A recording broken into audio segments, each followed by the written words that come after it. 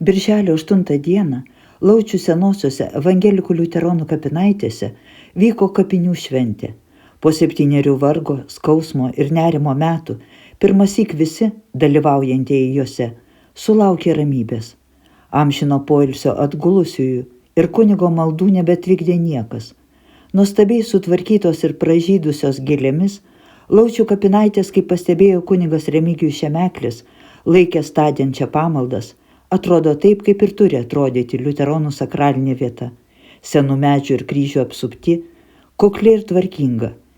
Visi mes esame Dievo įrankiai, skirtingai atliekantis Dievo planą. Kažkam padėdami, kažkurį palaikydami, turime stovėti šviesos pusėje, kad triumfuotų teisingumas. O jis triumfuoja visuomet, nelygų tik per kiek laiko pasiekiamas. Kuo ir pasidžiaukime. Kapinės šiandieną vėl tampa gyvos, kadangi jūs čia esate susirinkę. Ir gyvos dėl Dievo žodžio, dėl maldos, dėl giesmės. Tu Viešpatie daugelį jų jau esi pašaukęs iš šio pasaulio. Ir čia esantiems jos prisimenant, nebeskauda širdies žaizdas.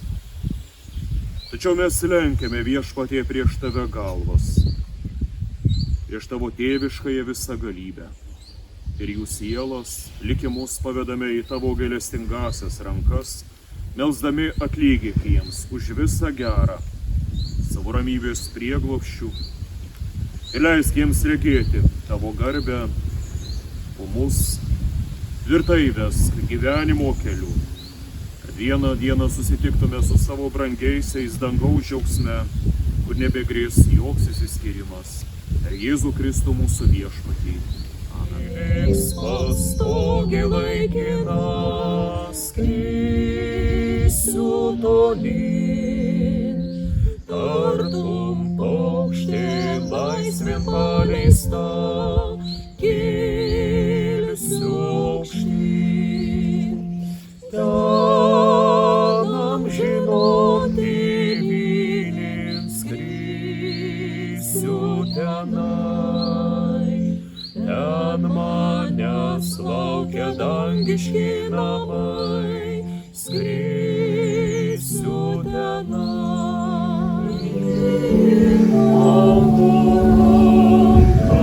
Ir vesk mane, o čia gyventi tenka ir danguje. Jiems teikia norėčiau ir neišeisiu, kur tu eičiau su tavimi.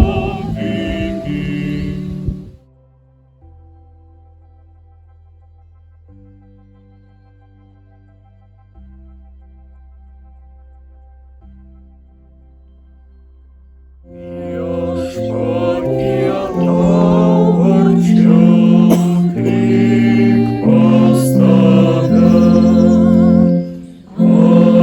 šviečia saulė mano raudrose.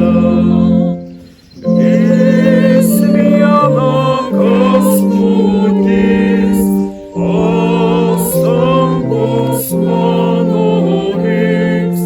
Viešpatie tau arčiau, tik pas tave. Ir turbūt pirmiausiai už tai turim Hildai padėkoti, kad jinai turbūt kaip Dovydas prieš Galijotą stojo, neišsigando, kovojo ir tebekovoja už šias kapinaitės. Ir su Viešpaties pagalba jau galim pasidžiaugti, kiek nemažai padaryta yra ir kad šiandieną jau ramybėje, maldoje ir giesmėje galime susirinkti. Aš žinau, kad dar yra nemažai žmonių, kurių ar seneliai, ar tėveliai čia yra palaidoti. Ir aš tikiuosi, kad vieną dieną mūsų būrelis bus gausesnis kažkada šiuose kapinaitėse, gausiau prisimins savo šaknis, susirinks. O šiandieną dėkuoju jums visiems, kurie susirinkote čia šioje vietoje. Pamastyti apie žmogaus kelionę, apie Dievo žodį, pamastyti ir apie gražius viešpaties parengtus mums dangiškus namus, apie tą garbės vainiką, kurį viešpats įteiks saviesiems po visų žemiškų rūpesčių, vargų ir iškovotų kovų.